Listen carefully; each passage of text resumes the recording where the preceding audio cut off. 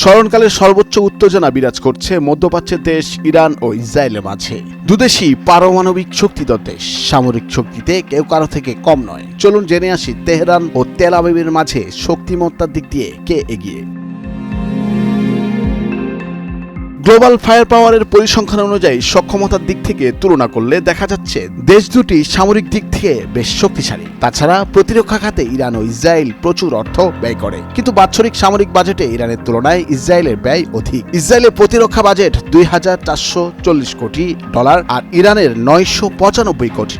ফলে র্যাঙ্কিংয়ে 145টি দেশের মধ্যে ইরান রয়েছে 16তম আর ইসরায়েল 15তম অবস্থানে রয়েছে। সাধারণ ফ্যানের দিন শেষ, আকিস ফ্যানে বাংলাদেশ। গ্লোবাল ফায়ার পাওয়ারের তথ্য অনুযায়ী সৈন্য দিক থেকে ইসরায়েলের চেয়ে ইরান অনেক দূর এগিয়ে আছে। ইরানের নিয়মিত সেনা সংখ্যা 11,80,000 আর ইসরায়েলের 6,70,000। এর মধ্যে ইরানের রিজার্ভ সংখ্যা রয়েছে 3.5 লাখ আর ইসরায়েলের রিজার্ভ সেনা 4,65,000। ইরানের সামরিক বিমানের সংখ্যা 551টি আর ইসরায়েলে রয়েছে 612টি। তাছাড়া ইরানের যুদ্ধ বিমান আছে 186টি আর ইসরায়েলে রয়েছে 241টি। ইরানের অ্যাটাকিং বিমান সংখ্যা 23টি, অন্যদিকে ইসরায়েলের আছে 39টি। ইরানের পরিবহন বিমান আছে 86টি আর ইসরায়েলের রয়েছে 12টি। ইরানের প্রশিক্ষণ বিমান 102টি আর ইসরায়েলের 155টি। গ্লোবাল ফায়ার পাওয়ারের পরিসংখ্যানের মতে ইরানের হেলিকপ্টার রয়েছে 129টি আর ইসরায়েলের আছে 146টি। 48টি অ্যাটাক হেলিকপ্টার নিয়ে ইরানের চেয়ে শক্তিশালী অবস্থানে রয়েছে ইসরায়েল। ইরানের অ্যাটাক হেলিকপ্টারের সংখ্যা মাত্র 13টি। ট্যাঙ্ক ও সাজোয়াজানের দিক থেকে এগিয়ে আছে ইরান। তেল আবিবের ট্যাঙ্ক আছে 1370টি আর ইরানের রয়েছে 1996টি।